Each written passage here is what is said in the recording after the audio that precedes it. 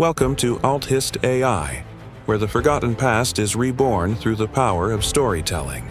Today, we dive deep into the epic rise and fall of the Mongol Empire, the largest land empire in human history.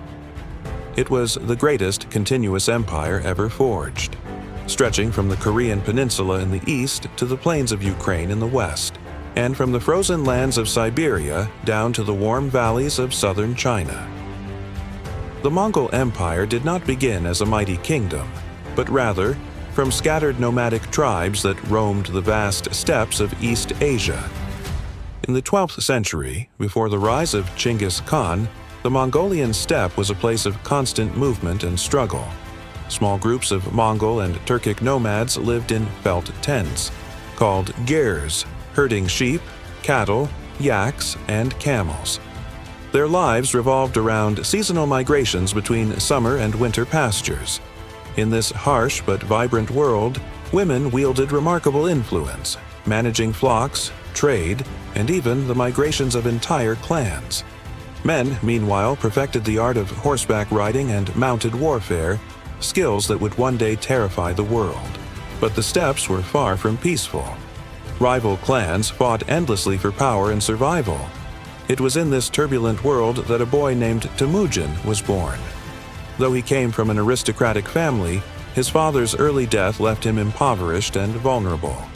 Yet through sheer determination, brilliant strategy, and relentless ambition, Temujin began to rise.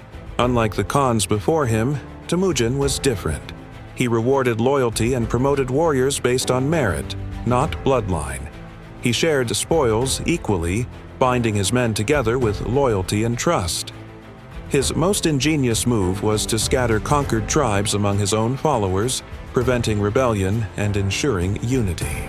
By the year 1206, Temujin had united the warring clans of the steppe and was proclaimed Chinggis Khan, the universal ruler.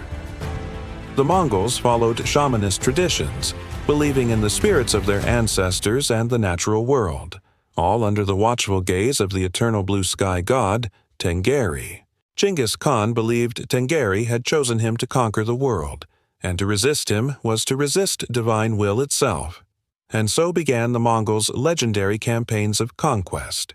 Under Genghis Khan, the Mongols crushed northern China, stormed into the Islamic world, and unleashed destruction across Central Asia. His cavalry moved with lightning speed, spreading terror wherever they rode. After his death in 1227, power passed to his descendants, the Golden Lineage. The conquests did not stop. In the 1230s, Mongol armies overran the Turks of Central Asia, swept through the Russian principalities, and by 1241, they annihilated European armies at Liegnitz and Mohi. In the 1250s, they advanced into the Islamic heartlands, capturing Baghdad in 1258, the jewel of the Abbasid Caliphate. To the east, Mongol forces pressed into southern China, finally conquering the Song dynasty by 1279.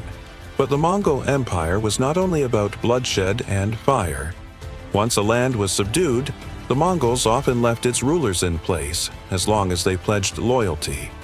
They welcomed every religion, Christianity, Islam, Buddhism, and local faiths, as long as prayers were said for the Khans.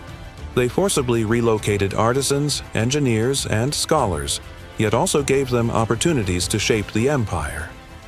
Gunpowder from China, weaving from Baghdad, architecture from Persia, all flowed into Mongol lands. Trade flourished like never before. The Silk Road became safer under Mongol rule than at any other time in history, protected by relay posts and messenger stations. Silk, porcelain, precious metals, and ideas traveled freely across Eurasia. At sea, trade expanded in porcelain and textiles, blending Chinese and Islamic artistry. The empire's prized luxury was gold brocade, made by combining silk from China, gold from Tibet, and craftsmanship from Baghdad. Mongol rulers and even their horses glittered in gold-threaded garments. Yet even the mightiest empire was not eternal. Succession disputes plagued the Mongols. Unlike European monarchies, inheritance was not strictly passed to the eldest son. Instead, brothers, uncles, cousins, and even widowed queens fought for supremacy. By the 1260s, civil war erupted, and the once unified empire fractured into four great khanates. In China, Kublai Khan's Yuan dynasty ushered in a golden age of science, art, and culture. In Persia, the Ilkhanate created new architectural wonders and inspired the flourishing of Persian miniature painting. In Central Asia, the Chagatai Khanate gave rise to future conquerors like Timur and Babur, who would found the Mongol Empire in India. And in Eastern Europe, the Golden Horde ruled for generations, until the small principality of Muscovy grew into the mighty Russian state. Though the unified empire survived for barely a century, the legacy of the Mongols is eternal. They reshaped the medieval world, connecting East and West in ways never seen before. They were conquerors and destroyers, but also patrons of trade, culture, and innovation. The vision of Genghis Khan, to unite the world beneath the eternal blue sky, remains one of the most extraordinary chapters in human history. This was the story of the Mongol Empire, its rise, its conquests, and its enduring legacy. If you enjoyed this journey into the past, don't forget to like, share, and subscribe to Alt Hist AI, where history's greatest stories come alive once more.